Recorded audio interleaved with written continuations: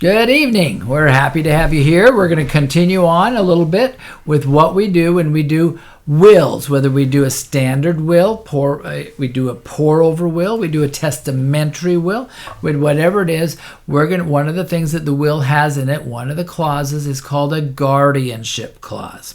Now, guardian just means that somebody who's older than our minor children are going to take care of our minor children in case we can't do it ourselves.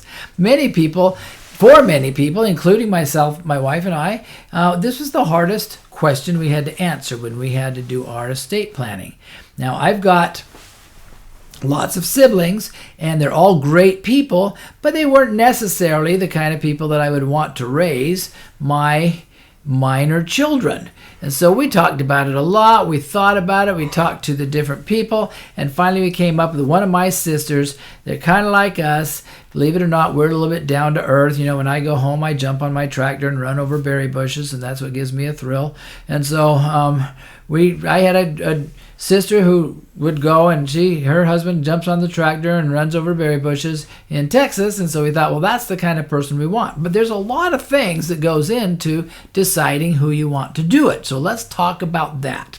As you're choosing a guardian, someone who's going to raise your minor children, these children who are going to be looking for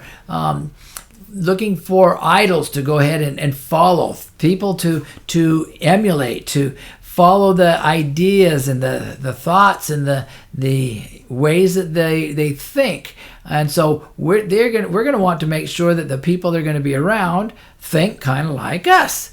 And so if I've got a sibling that has a different religious, idea than I do, maybe that's not going to be the best for my children. I'm going to want them to be seeing religion similar to what I do. If I have a sibling and all of their kids go to private schools, but my kids go to public schools, maybe I should be thinking of not doing that so that my kids can go to public schools if that's what I want, or vice versa, actually, at the moment.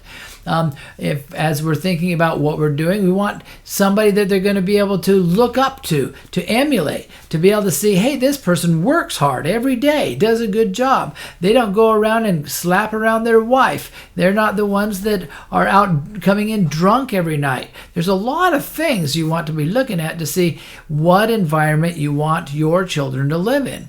And this is really important, because what they're going to live in, if we're gone and we don't have an influence on them anymore, and the only influence they have is the people they're living with, and these people have no ethics. They are dishonest. They don't like to work.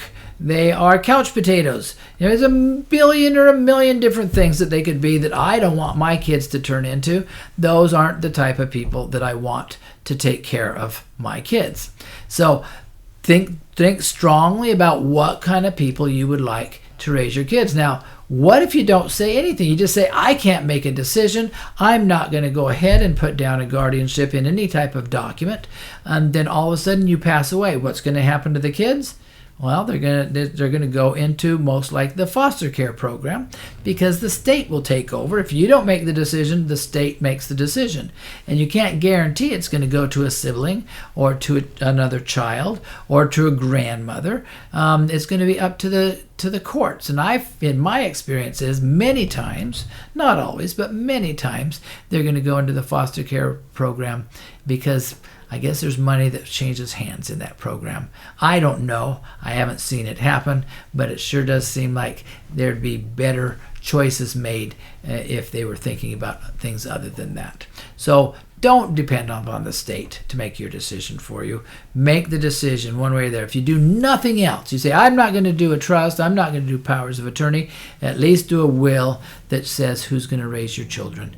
And that way they have the best chance of staying together if you have multiple children and being influenced by people that you would want to be influencing them.